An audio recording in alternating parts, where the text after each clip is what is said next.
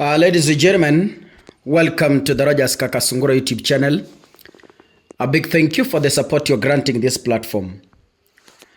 The Kenya Kwanza government, led by President William Ruto, is applying the Moi era tactics to deal with critics. And the government has refused to understand the fact that Kenya has moved in terms of technology. We have made strides. We are no longer the Kenya that was in 1950s. Ladies and gentlemen, this government has refused to acknowledge that there's what you call generational change. The generation that was during Moi's era, the way they were thinking, reasoning, and behaving towards government and responding towards government has totally changed in the 2025 generation. This generation you call Gen Z, or we call Gen Z, one, it doesn't fear the government. Two, it knows their rights.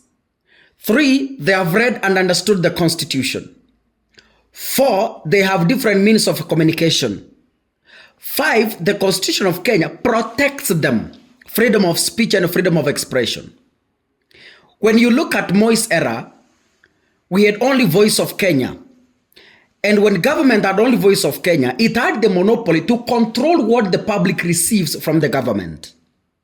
Nowadays, we have reemergency of independent media houses, and they're increasing each and every day. We have social media platforms increasing. Moi's time, there was no Facebook, there was no TikTok. Today, we have Facebook, a platform where you communicate freely in whichever manner you want, and nobody will ever question you. When the Kenya Kwanza applies old tactics to deal with critics, it fails. And they have refused to adopt the current ways of handling critics. And a member of parliament from the United Democratic Alliance has finally, Alliance, where we, nimekuwa washira. Ladies and gentlemen, a member of parliament from the United Democratic Alliance Party is telling William Ruto face to face that yes, President, we have been beaten flat. Tumeshindwa, and there's nothing we can do about it. Can we listen to this confession? Yale mnaona upande wa media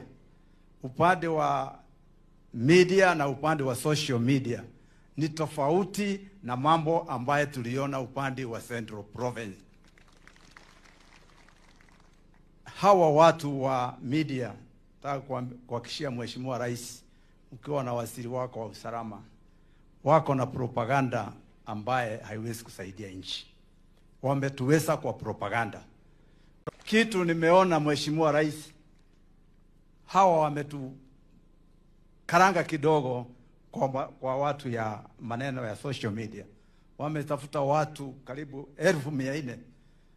Watu 400 kila kona, kila county. Unajua tuna county 47.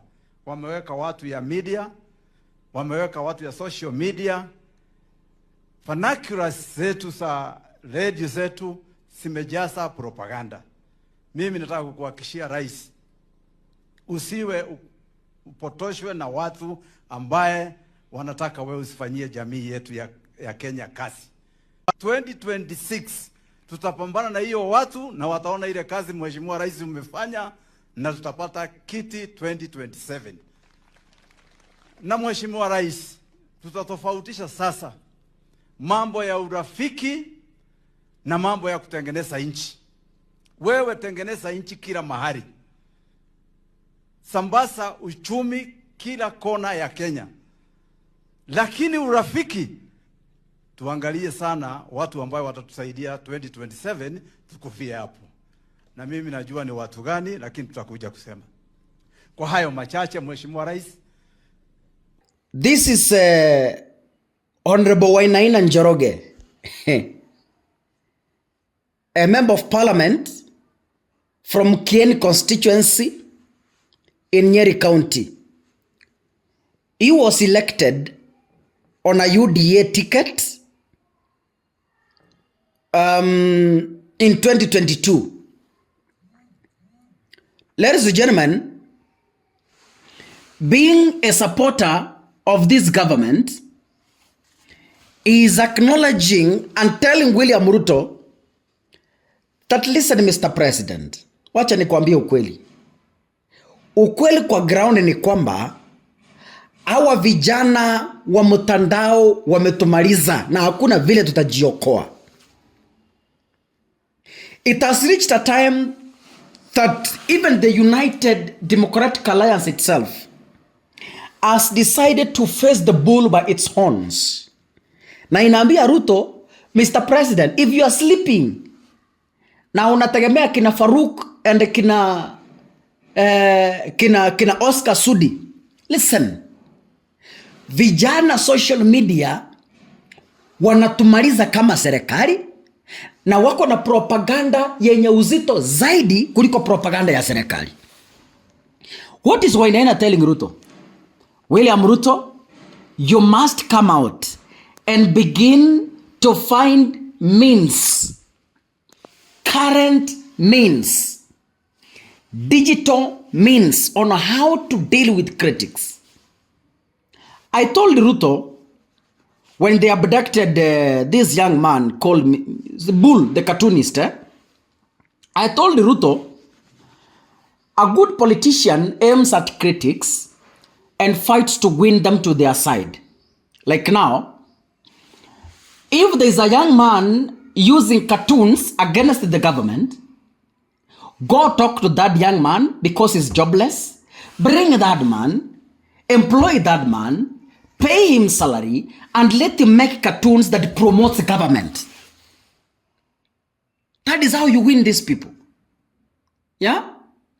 If we have young people who understands artificial intelligence, making images to propagate propaganda against the government, do an investigation. Don't kill these young people. Know where they are, know who they are, know how to reach them, win them to your side. After winning them, put them in an office, give them the facilities, give them what they need, let them make images of praising the government. That is how you do it. So when Aina is telling William Ruto, Mr. President, let me tell you, the guys wenye wako kwa mtandao hawa wako kwa mtandao wako na propaganda kali kushinda ya serikali. And they have people in each and every county. And I want to be very honest that the people around William Ruto are failing him, and they are failing him because William Ruto has decided to fail.